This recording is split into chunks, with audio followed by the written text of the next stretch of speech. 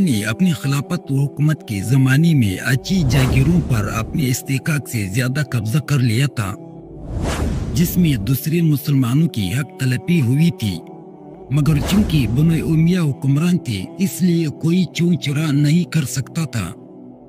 حضرت عمر بن عبدالعزیز خلیفہ ہوئے تو انہوں نے سب سے پہلے اپنی بیوی کی زیورات بیت المال میں جمع کیے، پھر آپ نے بنو امیہ کو جمع کر کے فرمایا کہ آن حضرت صلی اللہ علیہ وآلہ وسلم کے پاس باغ پدک تھا، جس کی آمدنی سے آپ بنو ہاشم کے بچوں کی خیر گیری کرتی تھی اور ان کی بیواؤں کی نکاح کر دیا کرتی تھی۔ حضرت فاطمہ الزہرا رضی اللہ عنہا اس باغ کو آن حضرت صلی اللہ علیہ وآلہ وسلم سے مانگا تھا، مگر آن حضرت صلی اللہ علیہ وآلہ وسلم نے دینے سے انکار کر دیا تھا۔ جب حضرت ابوبکر صدیق رضی اللہ عنہ اور حضرت عمر فاروق رضی اللہ عنہ کے زمانے میں وہ باغ اسی حالت میں رہا، آخر مروان نے اس پر قبضہ کر لیا۔ مروان سے منتقل ہوتے ہوئے وہ مجھے ورثے میں پہنچایا ہے، مگر میری سمجھ میں یہ بات نہیں آتی جس چیز کو آن حضرت صلی اللہ علیہ وآلہ وسلم نے اپنی صاحبزادی کو دینے سے انکار کر دیا تھا، مگر وہ مجھ پر کس طرح حلال ہو گئی ہے۔ لہٰذا میں تم سب کو گواہ کرتا ہوں کہ میں باغ پدک اسی حالت میں چھوڑ دیتا ہوں جیسا کہ وہ آن حضرت صلی اللہ علیہ وآلہ وسلم کے زمانے میں تھا۔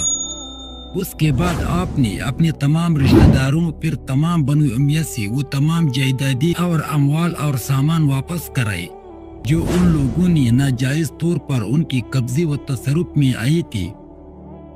اوزاعی کہتے ہیں کہ ایک روز آپ کے مکان میں بنو امیہ کے اکثر اشراف و سردار بیٹھے ہوئے تھے۔ آپ نے ان سے مخاطب ہو کر فرمایا کہ تمہاری یہ خواہش ہے کہ میں تمہیں کسی لشکر کا سردار اور کسی علاقے کا مالک و حاکم بنا دوں۔ یاد رکھو میں اس بات کا بھی روادار نہیں ہوں کہ میری مکان کا فرش تمہارے پیروں سے ناپاک ہوئے۔ تمہاری حالت بہت ہی افسوسناک ہے۔ میں تم کو اپنی دین اور مسلمانوں کے اغراض کا مالک کسی طرح نہیں بنا سکتا ہوں۔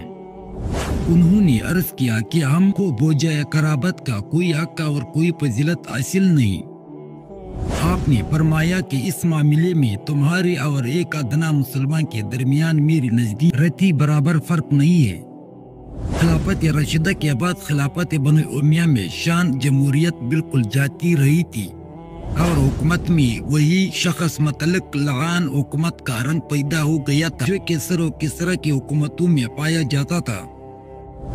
حضرت عمر بن عبدالعزیز نے اسلامی جمہوری شان کو پھر واپس لانے کی کوشش فرمائی اور صدیق اکبر رضی اللہ عنہ اور فاروق اعظم رضی اللہ عنہ کا زمانہ پھر لوگوں کو یاد دلانے لگا۔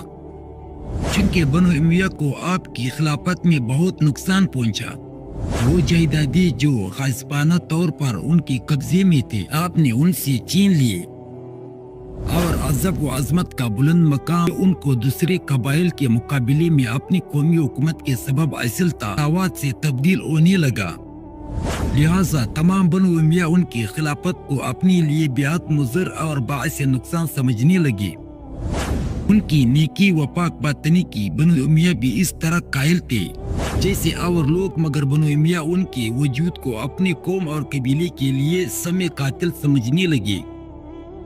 ایک مرتبہ بنو امیہ نے اپنی جائیدادوں کو بچانے کے لیے یہ تدبیر کی کہ عمر بن عبدالعزیز کی پھوپھی فاطمہ بنت مروان کے پاس گئے اور سفارش کی درخواست کی۔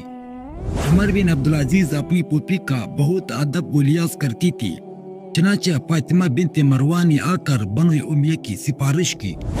انہوں نے پھوپھی کو اس طرح سمجھایا کہ وہ کہنے پر مجبور ہوئی کہ میں تو تمہارے بھائیوں کے اصرار سے تمہیں سمجھانے آئی تھی، مگر جب تمہارے ایسے پاک اور نیک خیالات ہے تو میں کچھ نہیں کہتی، یہ کہہ کر واپس چلی گئی اور بنو امیہ سے کہا کہ تم نے فاروق اعظم رضی اللہ عنہ کی پوتی سے رشتہ کیا تھا، لہٰذا وہی فاروقی رنگ اولاد میں موجود ہے۔ خوارج اب تک کی تمام حالات پڑھنے سے یہ بات پوشیدہ نہیں رہی کہ خوارج کا فتنہ مسلسل جاری رہا اور کسی زمانے میں بھی اس کا استحصال نہیں ہو سکا۔ جب کبھی کوئی زبردست خلیفہ تخت خلافت پر متمکن ہوا تو یہ لوگ خاموش ہو کر مناسب موقع کا انتظار کرنے لگتے تھے اور جب کبھی ان کو موقع ملا تو فوراً میدان میں نکل آتی تھی۔ خوارج اور تمام خفیہ سازشوں اور بغاوتوں کے لیے عراق و خراسان وغیرہ ہی مخصوص رہی ہے، اور یہی سے ان لوگوں نے پرورش پائی تھی، جیسا کہ آئندہ حالات سے بھی ظاہر ہوگا۔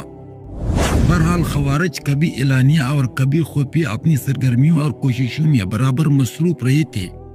حضرت عمر بن عبدالعزیز تخت خلافت پر متمکن ہوئے اور آپ کی نیکی و پاک وطنی کا حال لوگوں کا معلوم ہوا تو خوارج بھی آپ کے اخلاق فاضلہ کو دیکھ کر شرما گئے، اور انہوں نے خود یہ فیصلہ کیا کہ عمر بن عبدالعزیز جیسے خلیفہ کے زمانے میں کوئی انقلابی کوشش کرنا کسی طرح مناسب نہیں ہے۔ بہتر یہی ہے کہ جب تک یہ فرشتہ خصائل خلیفہ موجود ہے ہم اپنی سرگرمیوں کو ملتوی رکھیں۔ چنانچہ آپ کے عہد خلافت میں خارجیوں نے مطلق سر نہیں اٹھایا۔ ایک مرتبہ صرف خراسان میں انہوں نے سر اٹھایا تھا۔ آپ نے وہاں کے عامل کو خط لکھ کر بھیجا تھا کہ جب تک وہ کسی کو قتل نہ کرے اس وقت تک تم ان سے تعرض نہ کرو، مگر ہاں ان کی حرکات و سکنات سے تم واقف رہو۔ پھر آپ نے خوارج کے سردار کو ایک خط لکھ کر بھیجا تھا کہ ہم کو معلوم ہوا ہے کہ تم اللہ و رسول کی حمایت کے لیے اٹھے ہو، مگر اس بات کا حق تمہارے مقابلے میں ہم کو زیادہ ہے۔ تم ہمارے پاس چلے آؤ اور ہم سے مباحثہ کر لو۔ ہم حق پر ہو تو تم ہمارا ساتھ دو، اور اگر تم حق پر ہو تو ہم تمہاری بات مان لیں گے۔ اس خط کو پڑھ کر خوارج کے سردار نے اپنی طرف سے 2 ہوشیار آدمیوں کو مناظرے کے لیے بھیج دیا۔ ان دونوں نے آ کر حضرت عمر بن عبدالعزیز سے مناظرہ کیا۔ خوارج کا کہنا تھا کہ تمہارے بزرگ یعنی خلفائے بنو امیہ کافر، ان پر لعنت بھیجنا ضروری ہے۔ حضرت عمر بن عبدالعزیز کہتی تھی کہ تم نے تو کبھی فرعون پر بھی لعنت نہیں بھیج، حالانکہ وہ کافر تھا۔ لعنت بھیجنے کو ضروری نہ سمجھو۔ جو لوگ توحید و رسالت کے قائل اور ارکان اسلام پر عامل ہیں ان کو کافر کیسے کہا جا سکتا ہے؟ اس مباحثے کا نتیجہ یہ ہوا کہ ان دونوں خارجیوں میں سے ایک تو اپنی جماعت کو ترک کر کے عام مسلمانوں میں شامل ہو گیا، باقی خوارج کی جماعت نے بھی بالکل خاموشی اختیار کر لی۔ بنو امیہ آپ کی طرز عمل سے سخت ناراض تھی، کیونکہ ان کی جاگیروں، جائیدادیں اور تمام اموال جو دوسروں کے حقوق کے مغصوبہ تھے اس سے چھین گئے تھے، اور کوئی ناجائز فائدہ حکومت وقت سے نہیں اٹھا سکتے تھے۔ آخر وہ دیر تک اپنے ان نقصانات کو برداشت نہ کر سکے اور انہوں نے آپ کے قتل کرنے کی سازش کی۔ آپ کو قتل کرنا کوئی دشوار کام بھی نہ تھا، کیونکہ آپ اپنی ذاتی حفاظت کے لیے نہ آپ کوئی چوکیدار نہ کوئی پہرا قائم رکھتا تھا۔ کھانے پینے میں کسی قسم کی احتیاط کرتے تھے۔ آپ کے قتل کرنے کا سب سے آسان ذریعہ جو بنو امیہ نے سوچا وہ یہ تھا کہ آپ کو زیر دیا جائے، کیونکہ آپ کا کھانا پینے کا چیز کوئی چیک کرنے والا نہیں تھا۔ چنانچہ انہوں نے آپ کے غلام کو لالچ دے کر اپنا شریک بنایا اور اس کے ذریعے آپ کو زیر دلوایا۔ جب آپ کو زیر دیا گیا تو آپ کو اس کا علم ہو گیا۔ جب آپ کی تکلیف و اذیت میں ترقی اختیار کی تو لوگوں نے کہا کہ آپ دوا کیوں نہیں کرتے؟ آپ نے فرمایا کہ جس وقت مجھے زیر دیا گیا اس وقت اگر کوئی مجھ سے یہ کہتا کہ تم اپنے کان کو ہاتھ لگا دو تو آپ صحیح ہو جاؤ گے تو میں اپنے کان کو ہاتھ بھی نہیں لگاتا۔ مجاہد کہتے ہیں کہ آپ نے مجھ سے یہ پوچھا کہ لوگ میری نسبت کیا کہتے ہیں۔ میں نے کہا کہ لوگوں کا خیال یہ کہ آپ پر کوئی جادو کرایا گیا ہے۔ آپ نے فرمایا کہ نہیں، میں محصور نہیں ہوں، بلکہ مجھ کو جس وقت زیر دیا گیا اسی وقت معلوم ہو گیا تھا۔ پھر آپ نے اس غلام کو بلایا جس نے آپ کو زیر دیا تھا۔ وہ آیا تو آپ نے فرمایا افسوس، تو نے مجھے زیر دے دیا۔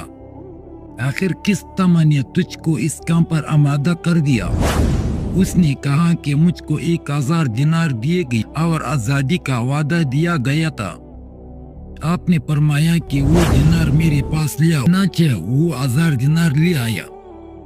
آپ نے اسی وقت وہ 1000 دینار بیت المال میں جمع کروا دیا اور गुलाम को हुक्म दिया कि तू अब यहाँ से निकल कर कहीं बाग जाकर किसी को तेरी सूरत नजर न आए। उबैद बिन एहसान कहती है, जब आपका वक्त आखिर पहुंचा और नज़ू की कैफियत शुरू हुई तो आपने लोगों से फरमाया कि तुम मुझको तन्हा छोड़ दो। चनाचे सब उठकर बाहर चले गए। मुस्लिमा बिन अब्दुल मालिक और आपकी बीवी फातिमा बिनत अब्दुल मालिक दरवाजे पर खड़े रहे। उसके बाद कोई आवाज न आई तो वो दोनों अंदर गए। देखा तो आप शहीद हो गए थे।